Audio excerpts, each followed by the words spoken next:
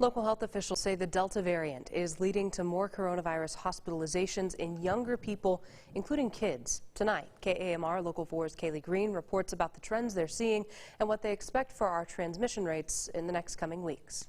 Amarillo Public Health Authority Dr. Todd Bell says hospitals have seen more pediatric disease with this round of COVID than in the past. I don't think that means that children are necessarily at greater risk than adults are.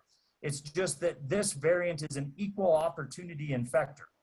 It is infecting everybody regardless of age, whereas the original COVID variant seemed to primarily cause more severe disease in the elderly. Dr. Bell says our elderly population has done a good job getting vaccinated, and that's helping to protect them during this surge. Now, he says many patients are much younger. The 5 COVID patients that I saw this morning in the hospital were all patients that were relatively young.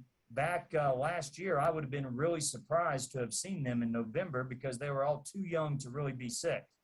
Now, that's kind of who the typical patient is that we're seeing. Those younger patients include more kids, but there is some good news. Kids, for the most part, get over this and don't have any long-term problems or complications as far as we know from long-term, and are less likely to end up in the hospital than an adult would be. But with school starting in 3 weeks, Dr. Bell expects to see cases rise even more. What we would anticipate is that as we get more children, more adults, more people coming together, that's going to increase our rates of transmission. Are we going to have an increase after school starts? Almost certainly.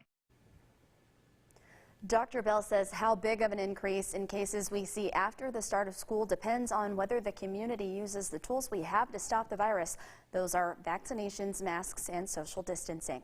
Live in studio, Kaylee Green, KMR Local 4 News. Jackie. Kaylee, thank you. The Chief Medical Officer at Northwest, Dr. Brian Weiss, says they've also seen several COVID patients in their pediatric ward and their labor and delivery ward in recent weeks as well.